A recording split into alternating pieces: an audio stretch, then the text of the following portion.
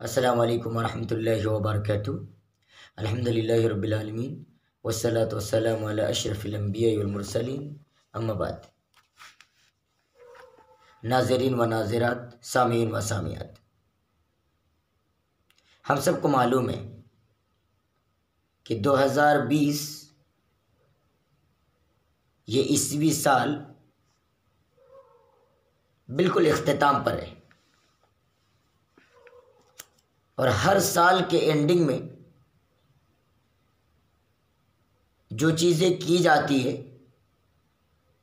وہ ہم سے، آپ سے، پوری دنیا سے، پورے مسلمانوں سے، امت مسلمہ سے مخفی اور پوشیدہ نہیں ہے۔ اس بات کو ہم اچھی طریقے سے جانتے ہیں۔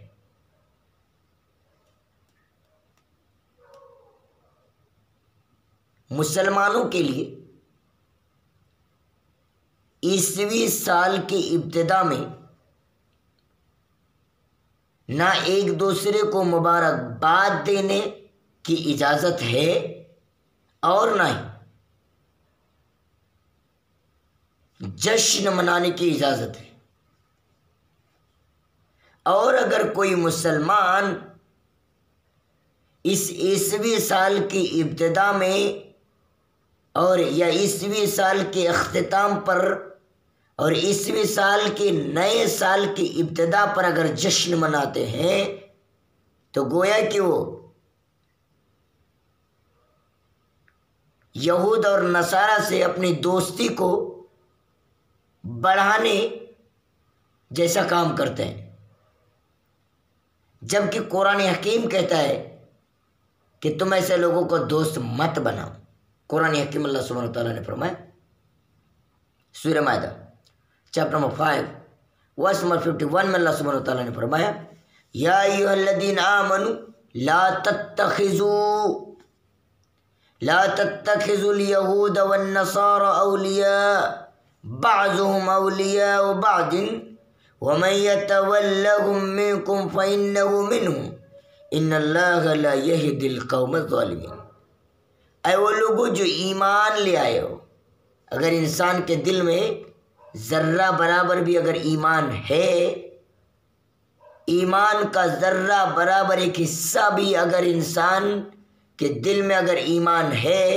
تو ایسے لوگوں کو مخاطب ہوتے ہوئے اللہ نے فرمایا، اے وہ لوگوں جو ایمان لے آئے ہو، تم لوگ یہود اور نصارہ کو اپنا دوست مت بناؤ، اس لیے کہ وہ آپس میں بعض کے آپس میں ایک دوسرے کے دوست ہوتے ہیں، اور جو کوئی بھی تم میں کا ان کو دوست بنائے گا وہ انہی میں سے ہوگا، اور یقیناً رب العالمین ظالم قوم کو ہدایت نہیں دیتا۔ ہمارے آپ کے سوچنے سے کوئی چیز اچھی یا بری نہیں ہو جاتی۔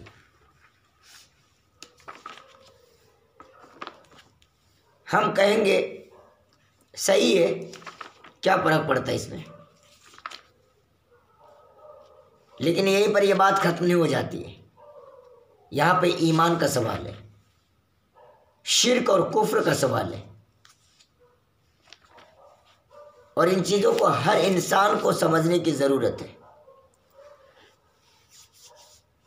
جیسے قرآن حکیم میں اللہ سبحانہ تعالیٰ نے فرمایا، سورہ کہف سورہ number 18 chapter number 18 verse number 1 یعنی 103 اور 104 میں اللہ سبحانہ تعالیٰ نے فرمایا، قل هل ننبئکم بالاخسرین اعمالا الذین ضل سعیهم فی الحیاۃ الدنیا وهم یحسبون انهم یحسنون صنعا۔ آپ فرما دیجئے، کیا ہم تمہیں متنبع نہ کر دیں، نہ بتا دیں بہت سارے ایسے اعمال کے بارے میں جو نقصان ہو جائے، ضل سعیهم فی الحیاۃ الدنیا، دنیاوی زندگی میں ناکام و نامراد ہو جائے، ان کی ساری محنتیں رائگاں ہو جائے، اور انسان یہ گمان کرتے رہے، سوچ میں انسان رہے کہ وہ جو کر رہا ہے اچھا کر رہا ہے۔ اسی لیے انسان کچھ بھی کرے، سب سے پہلے انسان اس کی ریئلٹی، سچائی، حقیقت جب تک کہ معلوم نہ کرے تب تک اس طرف انسان قدم ہرگز نہ اٹھائے۔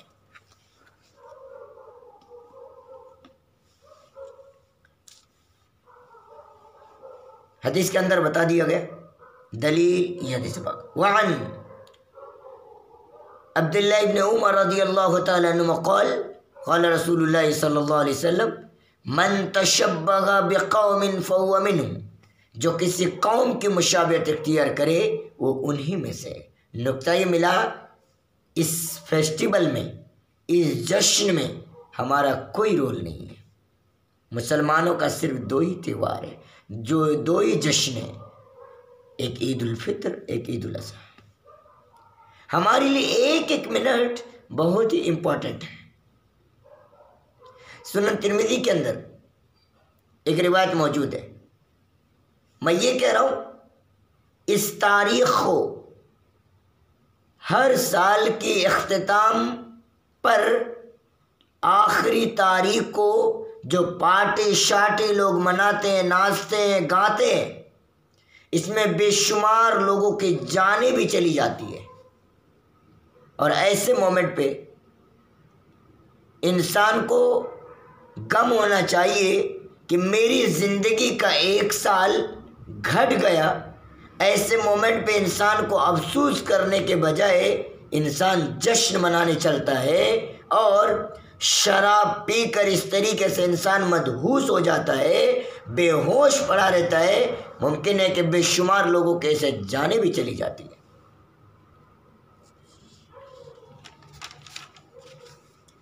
سنن ترمذی کے اندر ایک روایت ہے، روایت کا لفظ اس طریقے سے عن عمران ابن حسین رضی اللہ تعالی عنہ ان رسول اللہ صلی اللہ علیہ وسلم قال فی هذه الامہ خسف ومسخ وقذف فقال رجل من المسلمین ومتى ذاك قال اذا ظهرت القائنات والمعازف وشربت الخمور رواه ترمذی فی کتاب الفتن۔ حضرت امام عمران ابن حسین رضی اللہ تعالی عنہ راوی حدیث کو کہتے ہیں کہ نبی کریم صلی اللہ علیہ وسلم نے بیان فرمایا اس امت کے اندر ایک دھسنا سا پھٹ جائے گا،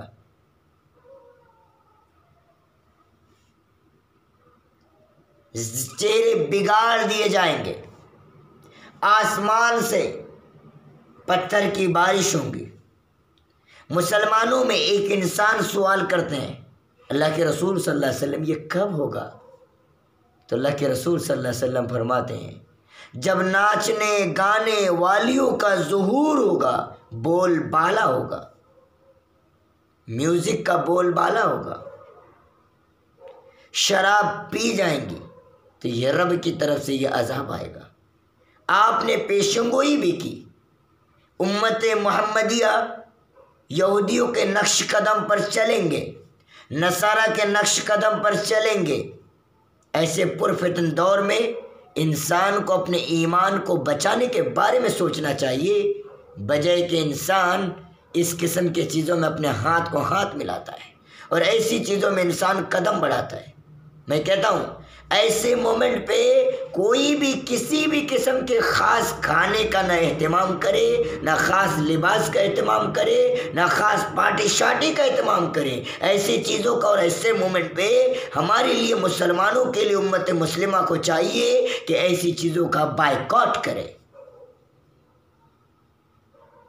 اللہ کے رسول صلی اللہ علیہ وسلم نے پیشنگوئی کرتے ہوئے آپ نے فرمایا تھا ان ابی سعید الخدری رضی اللہ تعالی عنہ ان رسول اللہ صلی اللہ علیہ وسلم قال لتتبعن سنن من قبلكم شبرا بشبر وذراعا بذراع لو سلكوا حتى لو سلكوا ظهر ذب لسلكتموه قلنا یا رسول اللہ اليهود النصارى قال فمن رواه البخاری فی کتاب احادیث الانبیاء حدیث نمبر 3456۔ حضرت ابو سعید الخدری رضی اللہ تعالیٰ عنہ راوی حدیث کو کہتے ہیں کہ نبی کریم صلی اللہ علیہ وسلم نے بیان فرمایا تم سے پہلے جو قومیں گزری ہیں ان قوموں کو ضرور بے ضرور تم کاپی کرو گے، اس کے نقش قدم پر چلو گے، بالش در بالش، ہاتھ در ہاتھ، زرا در زرا تم چلو گے، یہاں تک کہ ساحل، سمندر کے ساحل میں یا سمندر سے ریلیٹڈ پانی کے قریب ایک گو نامی جانور اگر وہ کسی بل کے اندر گھسا تو تم بھی اسی طریقے سے اس بل کے اندر گھس جاؤ گے۔ صحابہ کرام کہتے ہیں کہ اللہ کے رسول صلی اللہ علیہ وسلم ان سے آپ کی مراد یہود اور نصارہ تو کہیں نہیں ہے۔ تو اللہ کے رسول صلی اللہ علیہ وسلم فرماتے ہیں پھر کون؟ ایسے مومنٹ پہ ہمیں اس قسم کی چیزوں سے بچنا چاہیے۔ یہ ایمان کا سوال ہے، کفر اور شرک کا سوال ہے۔ اس کے باوجود بھی انسان اگر ایسی چیزوں سے اپنے آپ کو نہیں روک پاتا ہے تو ایسے مومنٹ پہ انسان کو چاہیے کہ وہ انسان پھر اپنے آپ کو جہنم کی آگ کے لیے تیار رکھے۔ دلائل بالکل واضح ہیں۔ قرآن حکیم اللہ سبحانہ و تعالیٰ فرمائے سورہ النساء چیپٹر نمبر 5 ورس نمبر 115 میں اللہ نے فرمایا وَمَن يُشَاقِقِ الرَّسُولَ مِن بَعْدِ مَا تَبَيَّنَ لَهُ الْهُدَى وَيَتَّبِعْ غَيْرَ سَبِيلِ الْمُؤْمِنِينَ نُوَلِّهِ مَا تَوَلَّى وَنُصْلِهِ جَهَنَّمَ وَسَاءَتْ مَصِيرًا۔ اور جو کوئی بھی انسان دلائل کے واضح ہونے کے بعد رسول کی مخالفت کرے اور مومنین کی راہ کو چھوڑ کر دوسری کی راہ کی اتباع کرے، ہم اس کو پھیر دیں گے اسی طرف جس طرح وہ انسان رخ کرے گا، اور ہم اس کو جہنم واصل کر دیں گے، اور جہنم بہت بری جگہ ہے۔ سنن الکبریٰ کے اندر ایک روایت امام بیہقی رحمۃ اللہ علیہ لے کر آتے ہیں، حضرت عمر بن خطاب رضی اللہ تعالیٰ عنہ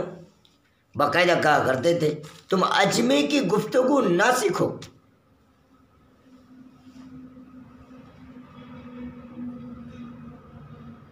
اور مشرکوں کے تہوار میں